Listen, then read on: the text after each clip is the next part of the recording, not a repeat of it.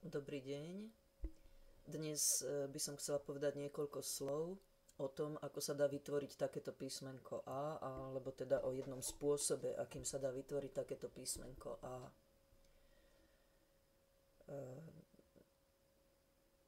Otvorím nástroj truhlička, vyberiem objekt katalóg objektov.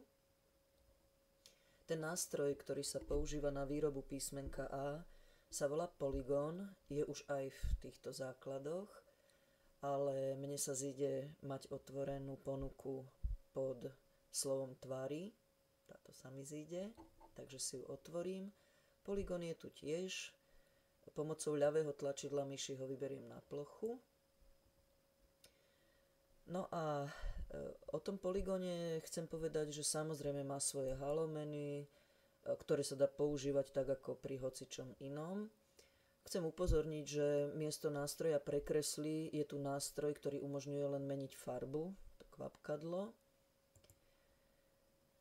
A to, prečo nástroj polygón je veľmi užitočný, je to, že keď podržím tlačidlo Shift na klávesnici a kliknem do plochy polygónu, tak sa vynoria, vidím zrazu také bodky žlté, kolieska, zelené trojuholničky a modrý bod, ktorý má tú vlastnosť, že keď ho teda chytím a pohybujem, tak vidím, že sa mení tvar toho polygónu.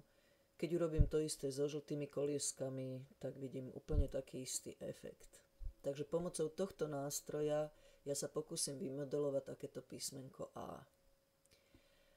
Špic písmenka A, ja to písmenko trošku posuniem, bude mu zodpovedať, bude modelovaný touto modrou bodkou, týmto modrým kolieskom. Táto strana Ačka vlastne už je skoro vytvorená, je trošičku iná šikma, na tom ale zase nezáleží až tak veľmi. Keď chcem vytvoriť túto úsečku, tak vidím, že ten jeden krajný bod úsečky už existuje, uchopím tento bod, ktorý je pomerne blízko, pritiahnem ho a vidím, že už mám vytvorenú úsečku tej jednej nohy toho Ačka. Keď chcem ale urobiť túto šikmú čiaru, tak vidím, že tento krajný bod nemám s čím vytvoriť. No a teraz nastúpi využitie trojuholnička, kliknem a narodil sa ďalší bod. Ten bod posuniem na miesto, kde ho chcem mať a už ho mám, to bude tento teraz bod. Znova vidím žltých bodov málo, kliknem na zelený trojuholniček, vynoril sa ďalší žltý bod, ten zodpovedá tomuto krajnému bodu úsečky, pohnem ho znova na miesto, na ktorom ho chcem mať a ešte potrebujem jeden žltý bod kvôli tomuto krajnému bodu, kliknem, mám ho. No a keď sa vám stane to, čo mne, že zrazu teda je to ináč a môžem ťahať koľko chcem, keby sa teda znecitliveli tie trojuholníky a kolieska, dalo by sa z toho pomôcť tak, že sa stlačí Shift, najprv ich dám preč, potom stlačím Shift znova, kliknem znova a kolieska by už ožili. Takže chytím koliesko, posuniem ho, no a teraz toto koliesko posuniem zase dolu. Môžem do okolia klikať koľko chcem, tie úchopové body zostávajú na svojich miestach. Keď ich chcem dať preč, pred chvíľočkou som o tom hovorila, stlačím tlačidlo Shift, kliknem do plochy a vlastne už obal toho Ačka mám.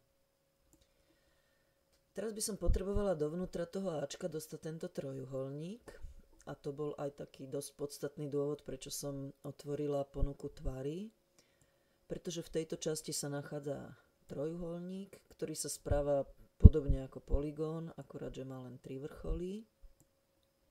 A vidíme, trojuholničky tam nie sú, tam proste potrebujeme mať 3 tie vrcholové body. No trojuholník je zelený, ale keď teda pohybujem tým trojuholníkom, tak vidím, že tá farba je priesvitná, čo nemusí byť bohvie čo pre náš úmysel. Okrem toho ja nechcem mať zelený trojuholník, ja chcem mať trojuholník biely. a teda nejak tak veľký, aby sa do toho Ačka zmestil. Môžem ho upraviť rôznymi spôsobmi, napríklad takto, ale mohla som využiť aj halomeny. No ja halomeny teraz využijem na to, aby som zmenila farbu toho trojuholníka. Vezmem kvapkadlo a buď teda trafím tú bielu farbu, ktorá sa mi ponúka, alebo môžem kliknúť aj kamkoľvek do plochy, napríklad aj sem pre bielu farbu. Tak, to je sivá, som rovno do sivej klikla, potrebujem bielu. Takže trojuholník už je biely, ale vidím, že priesvitný je stále. Takže keď chcem dať preč priesvitnosť, vrátim sa tam, kde som bola pred chvíľočkou. No a teraz priesvitnosť sa mení tu v tomto hornom páse. Buď sa zmenšuje tá priesvitnosť, čo ja potrebujem, teraz priesvitnosť úplne odišla, alebo sa priesvitnosť môže meniť opačným smerom. A síce teda chytím ten sivý pás a zmenším ho až úplne do nikam. Teraz ten trojuholník sa bude dať ťažko uchopiť, lebo musím trafiť jeho okraj. Pozrite, pretože vlastne tá výplň úplne odišla. Keď ju tam chcem vrátiť, musím kliknúť pravým tlačidlom myši. Kvapkadlo. No a síce ten sivý pás nevidno, ale keď dám kvapkadlo sem a ťahám, tak on sa objaví a už je trojuholník úplne nepriesvitný. Vložím ho do Ačka.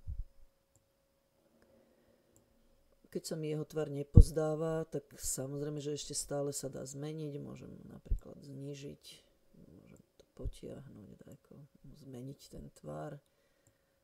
Vrátim ho asi takto do tejto podoby.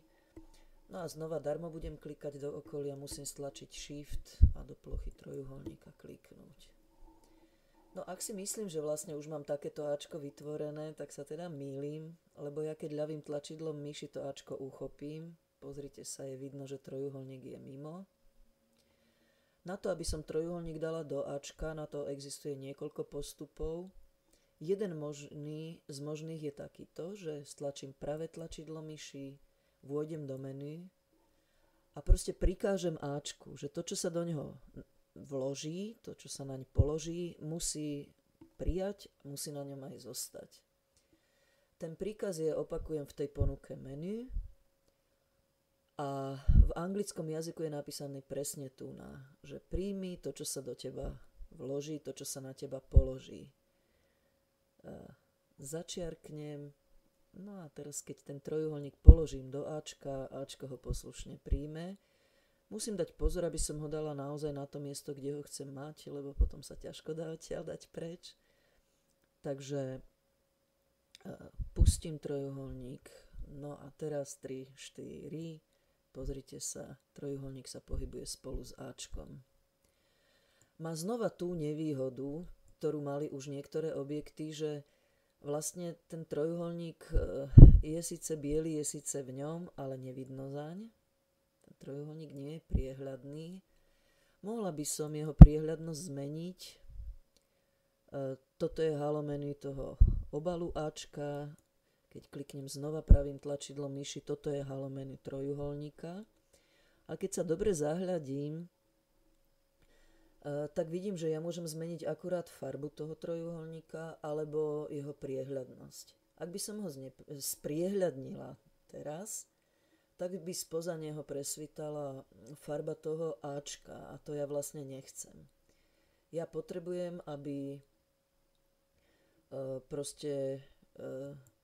sa ten trojuholník ako keby vyrezal. Na to sa dá využiť takýto trik. Použije sa tento nástroj, ktorým sa vlastne ako keby všetko spojí. Mohla som to urobiť už predtým. Pozrite. Prekáža tamto pozadie, ale teraz keď kliknem pravým tlačidlom myši do blízkosti Ačka, tak vidím, že už sa obrázok prekresľovať dá. Stlačím nástroj prekresli, stlačím nástroj vedierko a už môžem naliať do okolia Ačka, ale aj dovnútra Ačka tzv. Žiadnu farbu. Stlačím ľavým tlačidlom myši No Color, už je nabratá žiadna farba. Keď ju nalejem do okolia, zmizne ten biely podklad a keď ju nalejem do trojuholníka, tak z trojuholníka sa stane priehľadný trojuholník. Presvedčíme sa, stlačím uchovaj, no a keď teraz Ačkom hýbem, vidím, že vlastne ten trojuholník nie je biely, ale že je priehľadný. Tento trojuholník je biely a tento trojuholník v Ačku je priehľadný. Samozrejme, mohla som postupovať rýchlejšie, mohla som trojuholník hneď spojiť týmto nástrojom s okolím Ačka a hneď ho znepriehľadniť a chcela som ukázať aj druhý možný postup vkladania objektov do iných objektov. Ďakujem teraz za pozornosť, želám príjemný deň a dovidenia zatiaľ.